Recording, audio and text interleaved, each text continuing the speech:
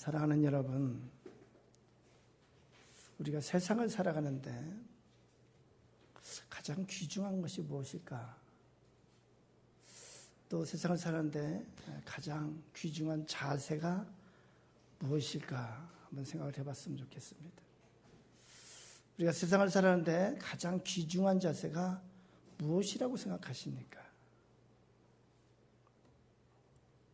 오늘 믿음을 가지고 말하려고 그러는데, 믿음을 가지고 세상을 사는 것과 믿음이 없이 세상을 사는 것은 엄청난 차이가 있습니다. 예를 들어서 연락도 안 되는 상태에서 평소보다 늦게 귀가하는 남편이 있다고 생각을 해봅시다. 남편을 온전히 믿는 아내는 어떻게 기다릴까요?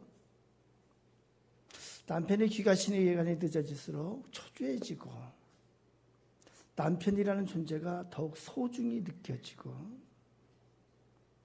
남편을 더욱 사랑하게 되지 않을까요?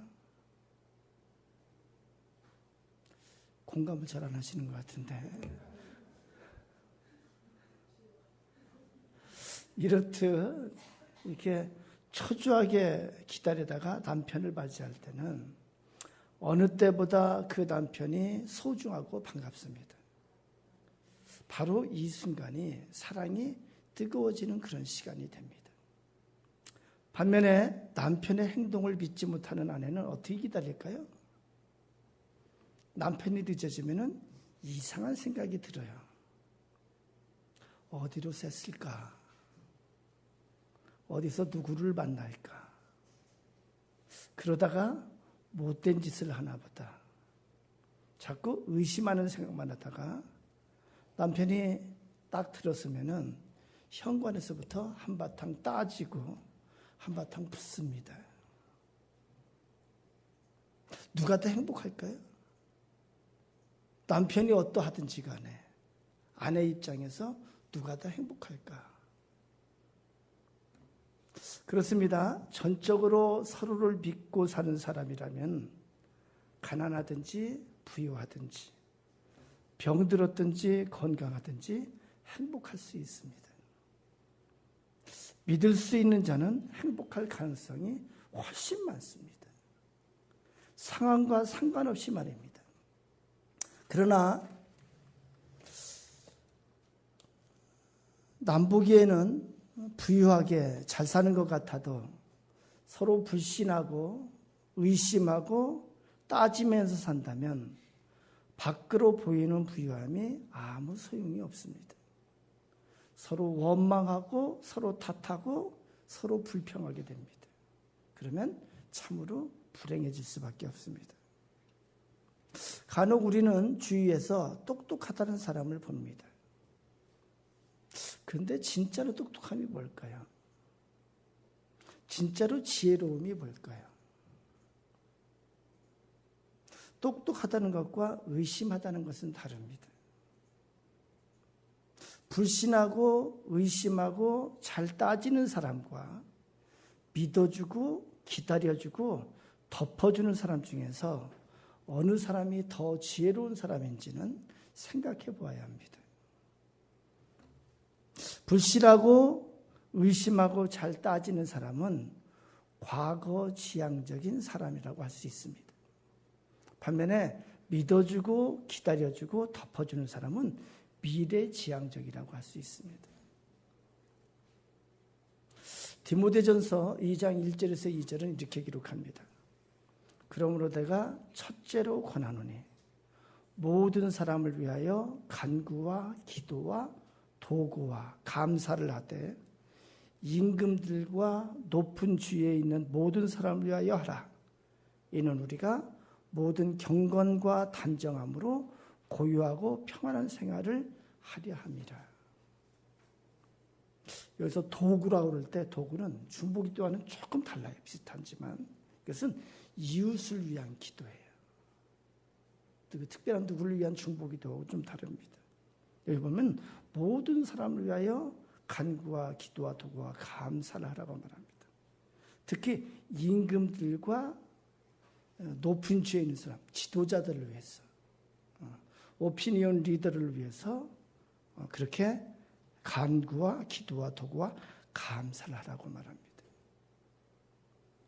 왜 그런 기도를 해야 되냐면은, 왜냐면은 그때 우리가 고요하고 평안한 생활을, 평안한 가운데 신앙생활을 잘할 수 있기 때문에 그렇다고 말씀합니다. 이 세상 되어지는 일들, 주위의 모든 사람들 하는 일들을 보면은 어찌 보면은 원망과 불평으로 가득할 수밖에 없는 현실을 우리는 살아가고 있습니다. 근데 성경은 그들을 향해서 간구와 기도와 도구와 감사를 하라고 이렇게 말합니다. 억지로라도 하라고 말씀합니다. 왜 그럴까요? 너희의 고요하고 평안한 생활을 하기 위함이라 그렇게 말씀합니다. 만사를 의심하는 사람은 결국은 자기가 불행합니다. 그리고 남까지도 괴롭히고 불행하게 만드는 그런 경우가 많습니다. 그런가 하면은 속아도 그냥 묻어주는 사람, 항상 손해보는 사람이 있습니다. 좀 어리숙해 보이는 사람이 있습니다. 근데 막상 이런 사람이 행복합니다. 우리는 믿는 것만큼 행복할 수 있고 믿는 만큼 평안할 수가 있습니다. 저희 중학교 때 추억 중에 하나인데, 그 당시 학교 앞에 분식집이 있어요. 옛날에 찐빵 만두, 이제 라면 같은 것을 파는 집이에요. 추억의 공부집인데, 그 당시는 이제 현찰로 막 이렇게 계산을 하잖아요. 그때는 카드가 없죠. 현찰로만 하는데, 이분이 주인이 계산을 할 때 제대로 할 때가 많이 있어요. 근데 여럿이 가면은 계산이 틀려. 속으로 다 계산하잖아요. 틀려. 근데 이상하게 계산이 틀리는데 항상 조금씩 적게 받아. 근데 우리는 그것을 즐겨요. 뭐 이게 그때는 이렇게 잘못 계산했다고 더 주고 그러지 않고 그렇게 하는 것을 즐겨요. 근데 그 집에 항상 손님들이 바글바글해. 제 기억으로 한 번도 더 많이 계산한 적이 없었던 것 같아요. 항상 틀리는데 항상 조금씩 받아요. 한참 세월이 흐르는데 생각을 합니다. 이분이 혹시 다 알면서 일부러 그런 것이 아닌가? 일부러 깎아주고 일부러 손해보는 것을 하지 않았나? 어리숙해 보이고 좀 모자라 보이는데 저는 항상 쾌활했어요. 항상 행복했어요.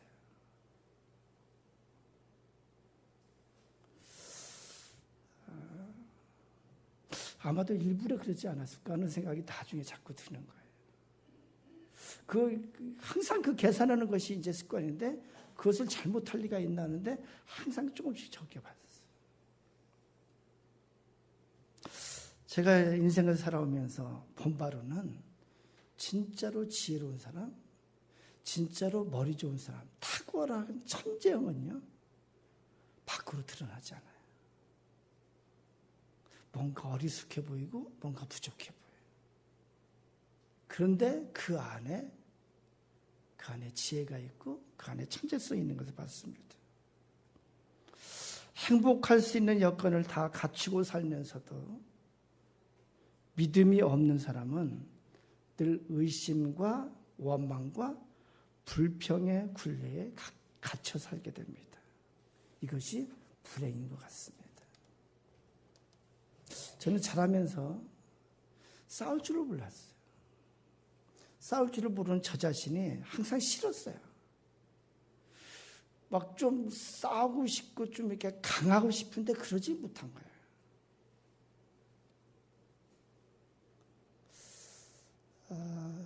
속으로는 막 불경 공부 억울하고 속으로는 막 욕하고 막 따지고 싶은데 막상 그런 상황에서는 그렇게 할 줄을 모르는 거예요. 속으로 생각을 했습니다. 내가 부모님을 잘못 만나서 그렇다고 생각했어요. 부모님한테 싸우는 걸 배워야 되는데 배우지를 못해서. 지난주에 이제 우리 교단 총회가 있었어요. 부천의 서울신대에서 했는데 어떤 목사님이 저를 태워서 이제 왔다 갔다 했어요. 참 감사하게. 이분이 유학을 갔다 왔고 설교로 박사를 했고 설교도 잘하고 목회도 잘합니다. 이분이 참 똑똑해요. 근데 이분이 예리함이 있어요. 잘못된 것을 지적을 잘하고 그리고 이게 불평이 많아요. 똑똑한 사람은 또 그런 면이 있나 봐요. 근데 정부에 대해서 가면서 무슨 얘기를 하는데 이분이 의심하고 이렇게 불평하는 말을 막 하는 거예요. 저한테 물어보는 거예요. 그래서 제가 그렇게 되더라고요. 목사님, 저는 똑똑지 못해서 그런지 정부에서 발표하면은 다 그대로 저는 믿어요. 그 사람들도 나라를 사랑할 것이고 내가 알지 못하는 더 어려운 일들이 있을 것이고 더 어려운 사정들이 있을 것이고 나보다 전체를 더 잘 보고 정치를 잘하는 사람들이고 나보다 능력이 있는 사람들이고 나보다 더 생각을 많이 하고 더 잘해보려고 하는 것이겠죠 하고 내 생각을 얘기를 했어요. 그런데 이분이 말하다 갑자기 딱 멈추는 거예요. 그리고 이제 다른 얘기를 하고 이제 들어갔어요. 그리고 이제 총회 회의를 하다가 중간에 쉬는 시간이 있는데 이분이 나한테 그런 얘기를 하네요. 목사님, 내가 원래는 안 그런 사람인데 내가 미국 생활 15년 하면서 내가 바뀐 것 같아요. 이러는 거예요. 미국 생활 하다 보니까 소수문지국이라서 불공평한 거 따지고 요구하지 않으면 아무것도 안 해주는 사회래요. 거기서 뭔가 항상 무시받고 무관심함을 받는 그런 사람으로서 뭔가 불평하고 그렇게 해야 배려를 받을 수 있다고 그렇게 말하더라고요. 그리고 자기가 거기에 길들여진 것 같다고 그렇게 말하는 거예요. 요즘 이런 생각을 합니다. 돌아가신 부모님 생각이 가끔 요즘 더 자주 하게 돼요. 자랄 때 저희 아버님을 보면은 무능력해 보이고 항상 이렇게 약해 보였어요. 좀 막 강한 모습이 있으면 좋을 텐데 그걸 이렇게 잘 보지를 못했어요. 이제 부모님이 돌아가시고 사시던 집을 팔아서 우리 팔남매가 이제 이렇게 좀 분배를 했어요. 그러니까 제가 그때 유산 받은 것이 한 200만 원 정도를 받은 것 같아, 유산을.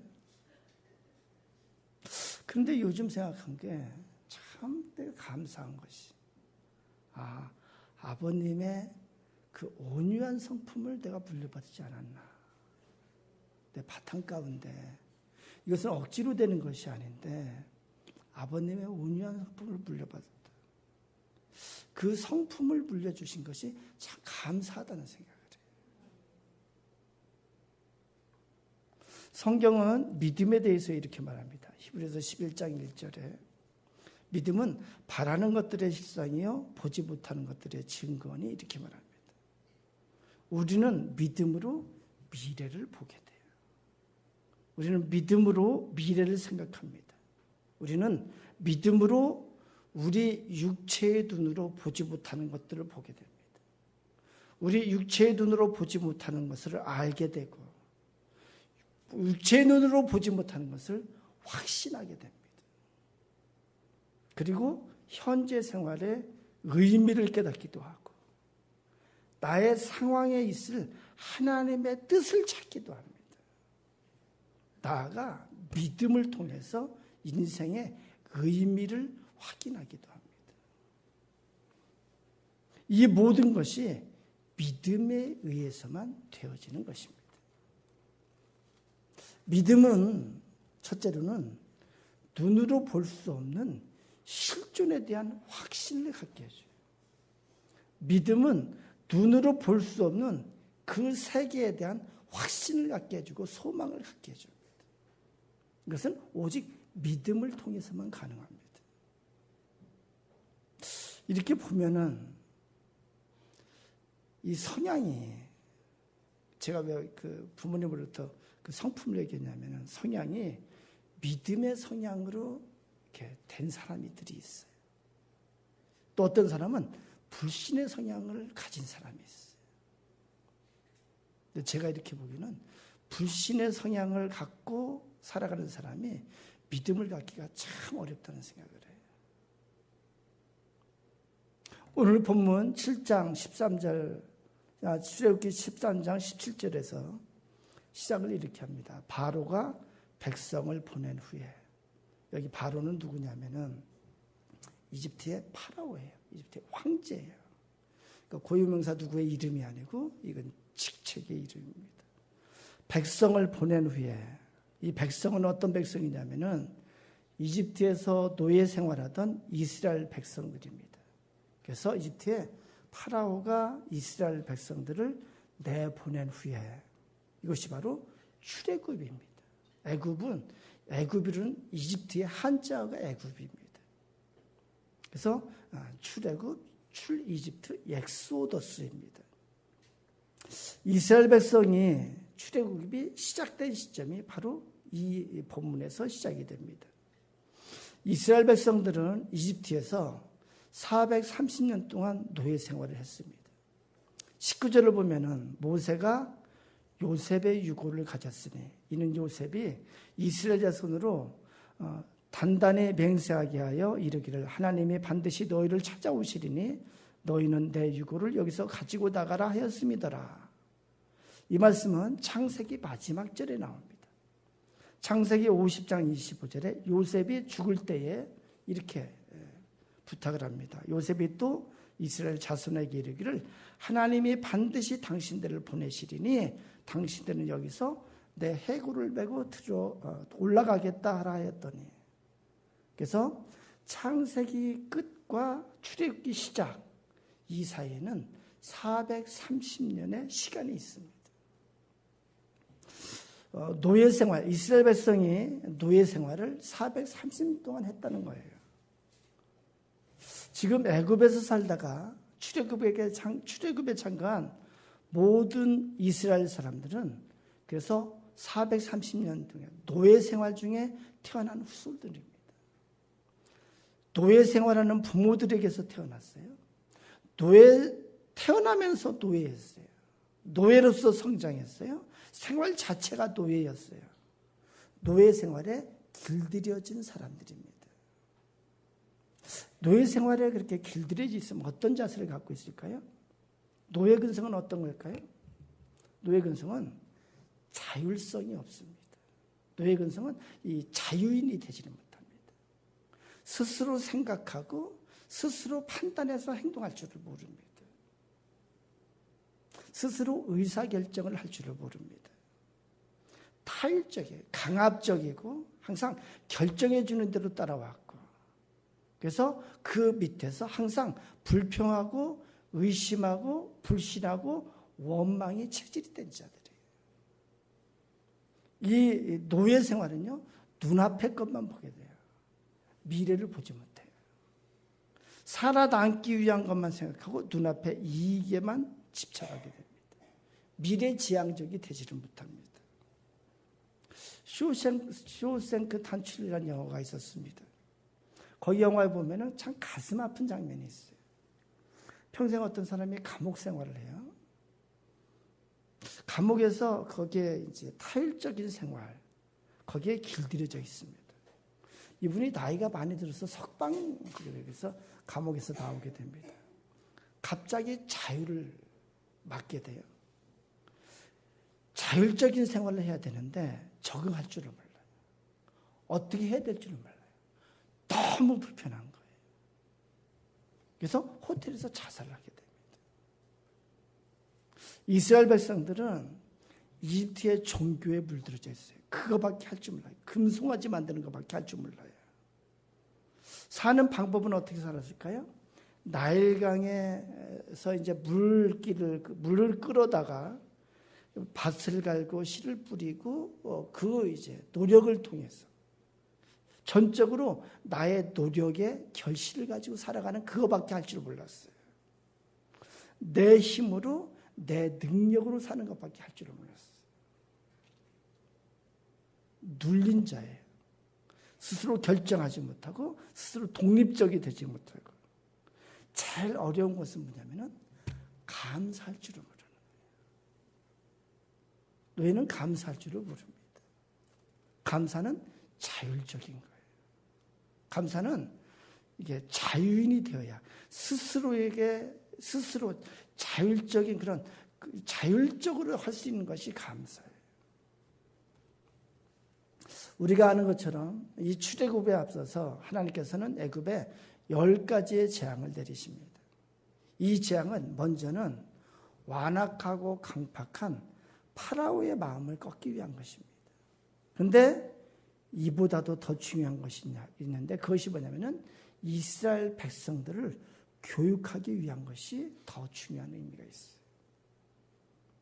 이스라엘 백성들에게 이제 출애굽을 시킬 하나님께서 여호와 하나님의 존재를 보여주기 위함이에요. 그리고 그 여호와 하나님의 크심을 보게 하는 거예요. 그 하나님이 어떠한 하나님인지 하나님의 나타내심이 바로 10가지 재앙을 통해서 나타납니다. 이 세상의 거와는 차원이 다른 하나님의 크심을 보여주기 위한 거예요. 그래서 이스라엘 백성들로 하여금 하나님의 능력을 보고 하나님께서 얼마나 위대하신가, 하나님의 능력이 얼마나 크신가를 깨닫게 하고 믿게 하기 위한 거예요. 그래서 이스라엘 백성으로 하여금 강압적이 아니고 자율적으로, 이제는 자율적으로 그 크신 하나님을 믿고 신뢰하고 순종하고 전적으로 의지하기를 바라신 거예요. 이것이 하나님의 뜻입니다. 오늘 우리가 21절 22절 보면은 이렇게 기록합니다. 여호와께서 그들 앞에서 가시며 낮에는 구름 기둥으로 그들의 길을 인도하시고 밤에는 불기둥을 그들에게 비추사 낮이나 밤이나 진행하게 하시니 낮에는 구름 기둥 밤에는 불기둥이 백성 앞에서 떠나지 아니하니라. 여러분, 구름 기둥이 뭐고 불기둥이 뭘까요? 여호와께서 그들 앞에 가시며 눈에 보이지 않는 하나님이 이 구름 기둥 불기둥으로 그들에게 보여주시는 거예요. 하나님의 나타나심입니다. 하나님의 능력이 나타나심이고 하나님의 임재고 하나님의 증거이기도 합니다. 낮에는 거대한 구름 기둥이 생기는 거예요. 작은 것이 아닙니다. 엄청나게 큰 구름 기둥이에요. 이 구름 기둥은 뜨거운 사막에서 그늘을 만들어 줌으로써 보호해 주시는 하나님의 손길이에요. 이 구름 기둥을 통해서 그들이 광야에서 타 죽지 않게 항상 그늘이 되어 주셨다고 성경은 말씀하시는 거예요. 밤에는 불기둥이에요. 이 사막은 이 밤에는 추위가 또한 엄청납니다. 그 추위를 몰아내주는 그런 불기둥입니다. 광야란 곳은 참 무서운 힘입니다. 광야는 생명이 살지 못하는 거예요. 그래서 나의 힘으로 나의 능력으로 살 수 없는 곳이에요. 옛날 제가 리비아에 3년 동안 근무한 적이 있는데 그때 그런 일이 있었어요. 그 중에 이제 직원 한 사람이 이 사막에 갔다가 길을 잃었어요. 차를 타고 갔다가 3일 만에 간신히 찾았어요. 이분이 나중에 그 사막에 들어갔다가 아무리 길을 찾아도 찾을 수가 없어가지고 나중에 그냥 그 자리에 있었대요. 근데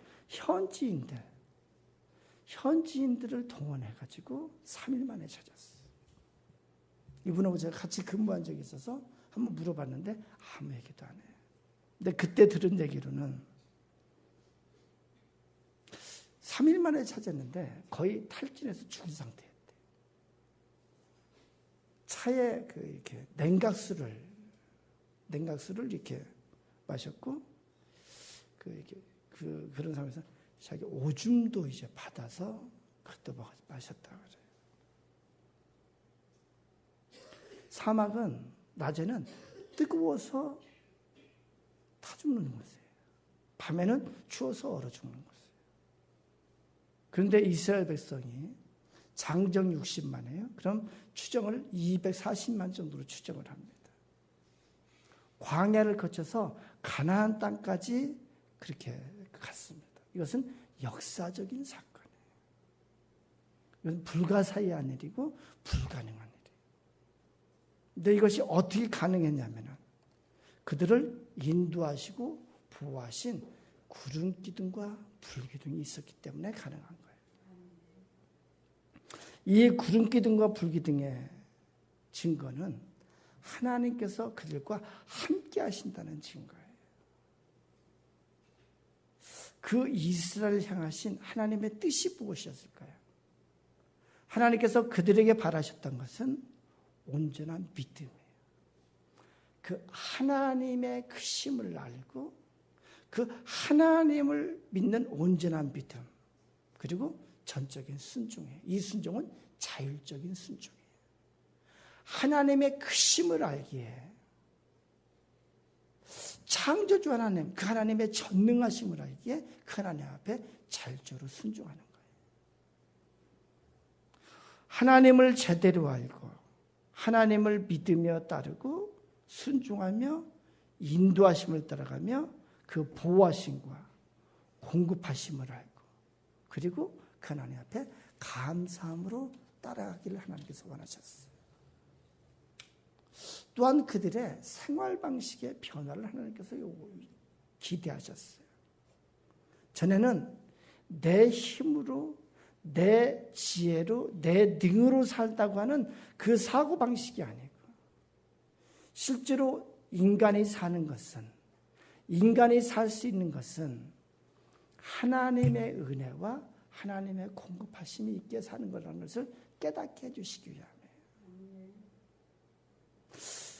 구름 기둥과 불 기둥은 눈에 보이지 않는 하나님의 실존에 대한 믿음, 그리고 하나님의 인도하심과 보호하심을 깨닫고 감사케 하시려는 하나님의 뜻이 거기에 있습니다. 이제 노예에서 변화되어서 자율적인 삶을 살기를 원하셨어요. 이것은 전혀 다른 생활 방식이에요.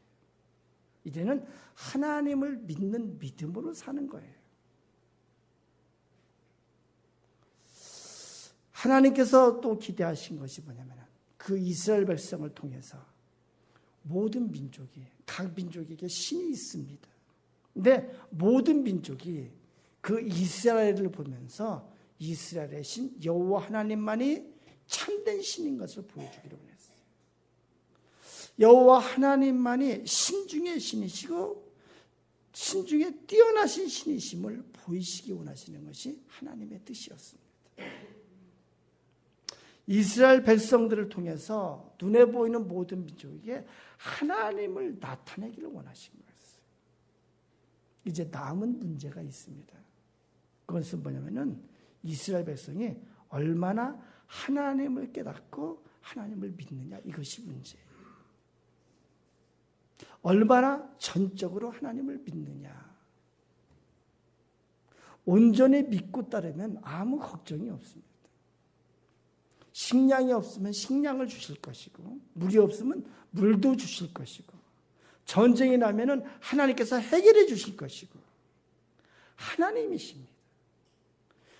전능하신 창조주 하나님이십니다. 전적으로 믿고 따르기만 하면 됩니다. 이것이 믿음이에요. 만일 이스라엘 백성이 하나님에 대한 올바른 믿음이 있었다면 감사하며 찬송하며 기뻐하면서 따라갈 수 있었습니다. 그러나 그렇지를 못했습니다. 하나님을 믿고 깨달은 것은 잠시였어요. 그리고 나서는 옛 습관으로, 옛 모습으로 돌아갔어요.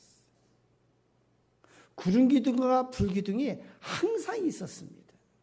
근데 이것이 나중에는 당연한 자연 현상처럼 되어버리고 나왔어요. 그걸 통해서 하나님을 보지를 못했어요. 구름 기둥과 불 기둥이 새로운 일이 되지를 못한 거예요. 그래서 이스라엘이 이 광야에서 범한 죄 가운데 가장 큰 죄가 뭐냐면은 불평과 원망이었습니다. 이 불평과 원망은 불신과 의심에서 나오는 거예요. 하나님에 대한 불신앙에서 나오는 거예요.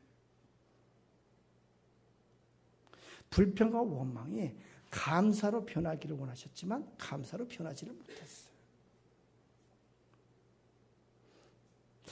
이 불평과 원망은 하나님의 하나님 되심을 믿지 않았기 때문에 나오는 거예요.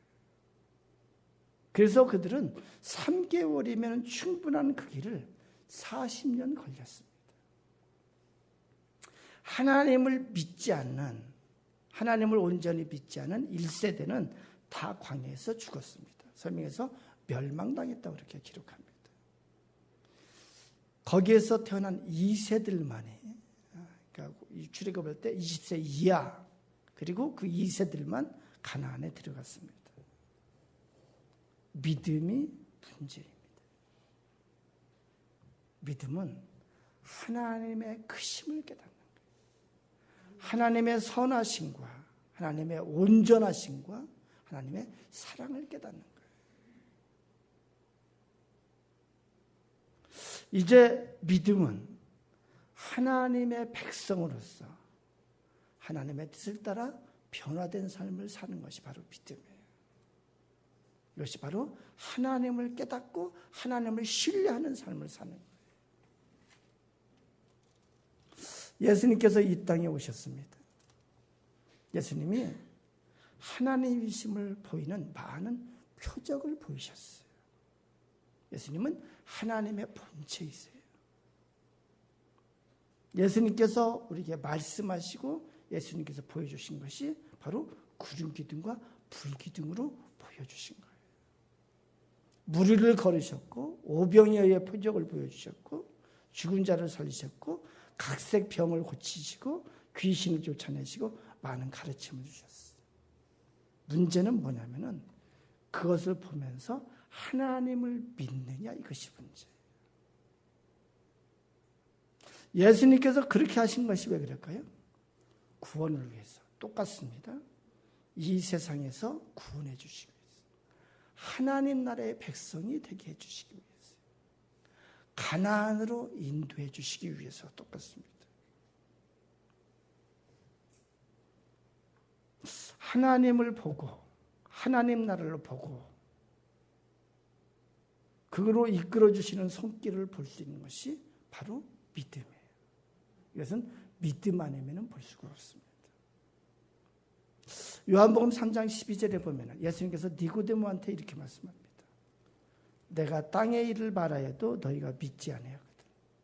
하물며 하늘의 일을 말하면 어찌 믿겠느냐. 예수님께서는 이 땅의 일뿐만 아니고 하늘의 일을 많이 말씀해 주셨어요. 문제는 뭐냐면 믿지 않았을 거예요. 성경은 우리에게 구름 기둥과 불 기둥이 됩니다. 성경을 통해서 하나님을 보여주시고 하나님의 세계를 보여주세요. 진정한 그리스도인이 된다는 것이 무엇일까? 그것은 믿는 거예요. 하나님의 실존을 깨닫고 믿는 것이고, 그리고 내가 사는 것이 나의 힘으로 나의 등으로 사는 것이 아니고 하나님의 은혜 가운데 사는 것을 깨닫고 믿는 거예요.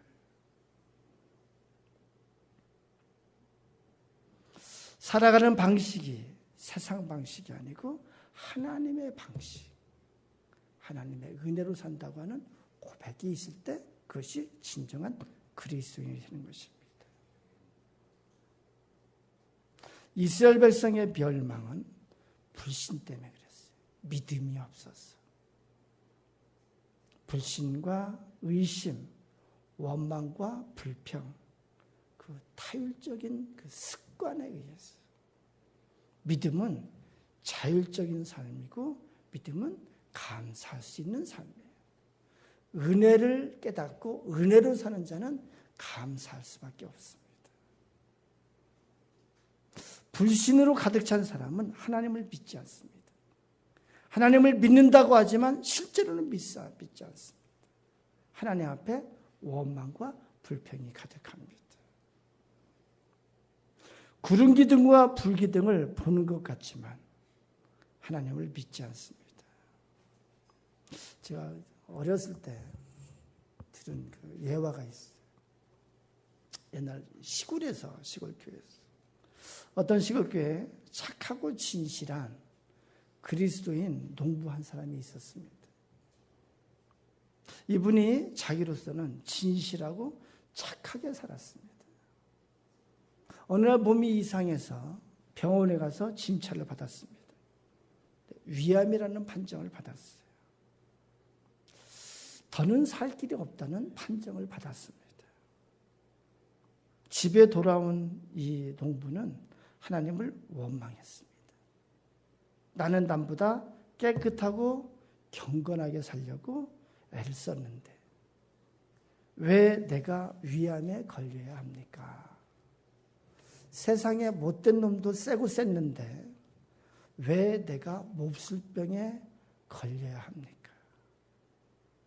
원망의 기도를 합니다. 그때 그 마음에 성령님의 감동이 있었어요. 그래도 기도를 했으니까 감동이 있었던 것 같아요. 성령님께서 어떻게 말씀하냐면은 하나님께서는 원망의 기도를 듣지 않으십니다. 감사의 기도만 들으십니다. 성령님께서 지난주 교회에서 들은 목사님의 설교 말씀을 생각나게 해주셨어요. 농부는 원망을 멈추고 이렇게 바꿔서 기도하기 시작했어요. 하나님, 아무리 생각해도 감사할 일은 없습니다만 좌우지간 감사합니다. 감사 기도를 의도적으로 드렸어요. 억지로 순종을 하는 거예요. 그러자 그렇게 기도를 하기 시작하자 성령께서 감동해 주셔서 감사할 일을 깨닫게 해주시는 거예요. 하나님께서 같이 하시는 구름 기둥과 불 기둥이 보이기 시작하는 거예요. 오늘까지 건강하게 살아온 거, 오늘까지 농사 잘 지을 수 있게 해주신 거, 내가 죄 지을 때 하나님께서 심판하지 않으시고 참아주시고 기다려주신 거, 내가 잘못된 길을 갈 때 하나님께서 끊임없이 간섭해 주시고 은혜를 베풀어 주신 거, 가정에 관한 거, 자녀에 관한 거, 교회 다닐 수 있게 해준 거, 믿음 주신 거. 그 농부가 기도하면서 원망의 기도는 완전히 잊어버리고 병에 걸린 것도 잊어버리고 낫게 해주십시오 하는 기도도 잊어버린 채 하나님 감사합니다 하면서 계속해서 열심히 감사 기도를 드렸습니다. 그런데 이상한 현상이 생긴 거예요. 그 기도하는 중에 온 마음과 몸이 불덩이처럼 달아올랐어요. 나중에 진단을 받았는데 병이 나았어요. 사랑하는 여러분, 불평과 원망은 믿음 없음의 증거입니다. 불평과 원망은 하나님에 대한 의심의 증거입니다. 사랑하는 여러분, 여러분의 일상 속에서 하나님의 손길을 볼 수 있기를 원합니다. 일상 속에서 구름 기둥과 불 기둥을 보실 수 있기를 바랍니다. 구름 기둥과 불 기둥을 보면서 그 뒤에 하나님의 실존을 믿을 수 있는 여러분 되시기를 축원합니다. 하나님의 손길을 보면서 하나님 앞에 여러분의 입술이 감사의 입술이 되기를 축원합니다. 우리 찬양하고 기도합니다. 우리 찬송